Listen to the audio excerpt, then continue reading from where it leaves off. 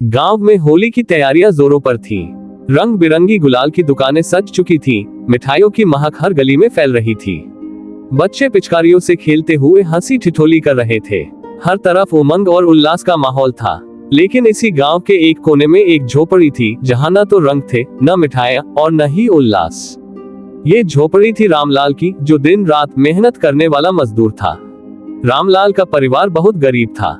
उसकी पत्नी कमला, बेटा मोहन और बेटी राधा चारों ही त्योहारों की खुशियों से अक्सर दूर रहते थे।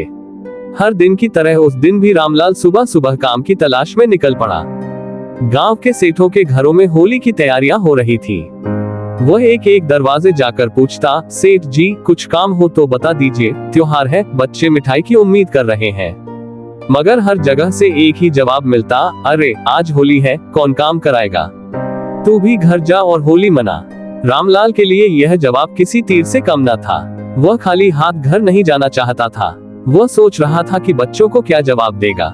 जेब में फूटी कौड़ी तक नहीं थी और घर में खाने के लिए भी मुश्किल से ही कुछ था। इसी चिंता में डूबा वह घर लौटा। घर पहुंचते ही मोहन और राधा भाग कर आए, बाबा होली के रंग लाए, हमें भी खेलना है। रामलाल बच्चों की मासूमियत भरी उम्मीद को देखकर मायूस हो गया।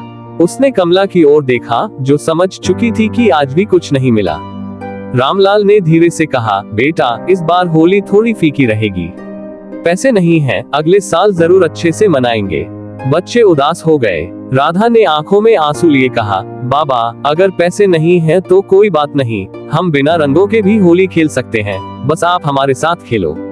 कमला भी मुस्कुराकर बोली, त्योहार तो अपनेपन और खुशियों का होता है, पैसे से नहीं दिल से मनाया जाता है। हम सब मिलकर अपनी होली मनाएंगे। रामलाल ने बच्चों को गोद में उठा लिया और कहा, हाँ मेरी प्यारी राधा ठीक कह रही है, हम बिना रंगों के भी खुश रह सकते हैं। बच्चों ने घर के आंगन में ही फूलों को मसलकर प्राकृतिक रंग बना लिए। कमला ने थोड़ा सा गुड़ और आटा मिलाकर मीठी रोटियां बनाई। सबने मिलकर गीत गाए, नाचे और अपनी ही दुनिया में होली मना ली। उसी समय गांव के सेठ हरि प्रसाद वहां से गुजरे।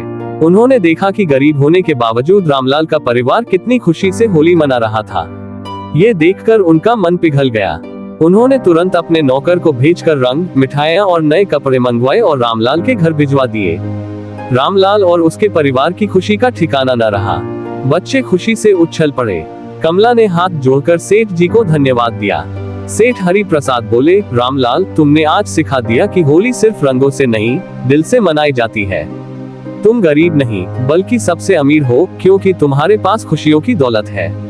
उस दिन रामलाल ने जाना कि सच्ची खुशी पैसे से नहीं, बल्कि अपनों के साथ खुशियां बांटने से मिलती है।